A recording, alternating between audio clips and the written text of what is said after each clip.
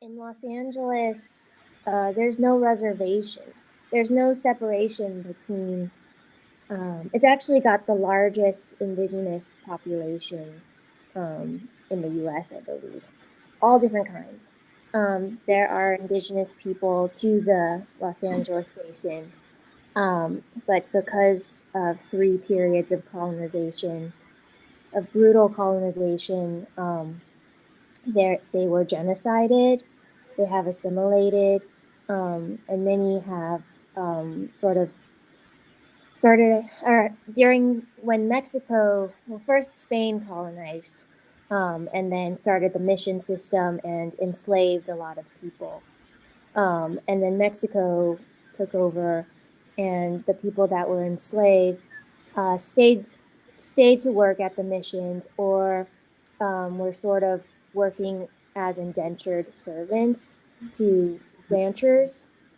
And then the American colonization happened, and that was like even more of a brutal mess in that essentially the U.S. government throughout America's history have been trying to kill um, indigenous people for their land.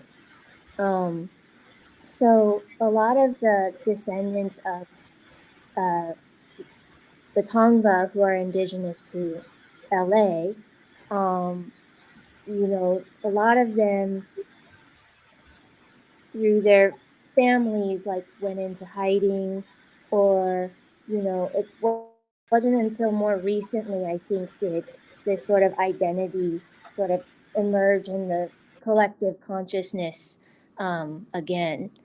So there's no real separation between like rural or and urban, or reservation and non-reservation. Indigenous people are very much living within the city.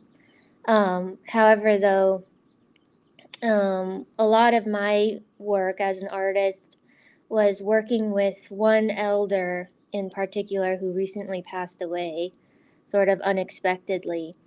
But it was about using art as a platform to tell her story, and through her to tell the story of her people. So in that way, art for me is more of a space, a shared space, a co-created space.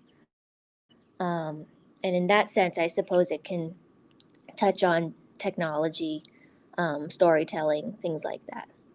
Yeah, I think it's funny you asked that question. I'm actually working on a book right now where the sort of main people in the book um, use storytelling as a technology.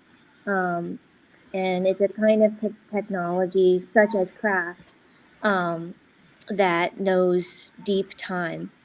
I think technology often is associated with like fancy equipment, sleekness, things like that.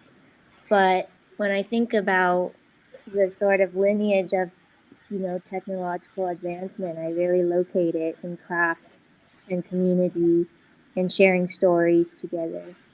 I also think socially, like in developed countries, um, we've like lost our connection to our hands. Um, a lot of people don't know how to make things, or don't know how to use their hands to work. Um, and so I think craft, citizen science, sort of DIY culture sort of reinvigorates that connection. Um, in terms of craft and my work, um, I am sort of a learner of craft. I'm not an expert on it. Maybe the only thing that I am an expert on is painting. But in terms of weaving, the practices and dyeing, the sort of practices that I've learned have been taught to me by different people. And it's very precious to me to sort of still keep it in that space where it's a constant evolution and a constant learning.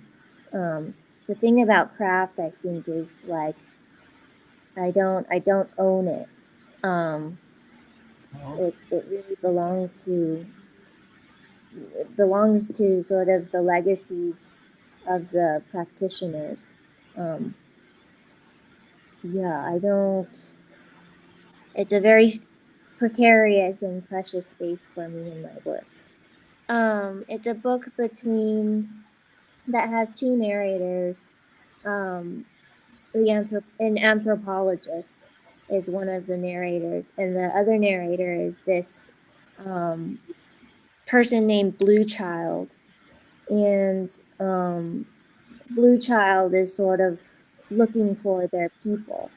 Um, and because in this world of Blue Child, you can't identify people through skin or class or the way they look or their orientation. Um, it's really hard to identify them. So Blue Child sort of goes throughout life to look for this fiction for her kin essentially. And she does that through making art. And she knows that the blue people were once a people that used storytelling as a technology. But all that's sort of been hidden or taken away from them because of like hypercapitalism and other sort of corporatization of land. And so that's what the book is about. It's like the anthropologist sort of stumbling upon um, something that the blue child has left behind and trying to interpret it. So it's a kind of an allegorical book on like the sort of moral and ethical dilemmas of being an artist in the U.S. Um, sort of wrestling with um, the material conditions, the daily conditions of capitalism, and how that's harmed um, the environment, how that's perpetuated, environmental degradation, and how that contributes to loss of relationships and loss of um, understanding the sacred, I guess.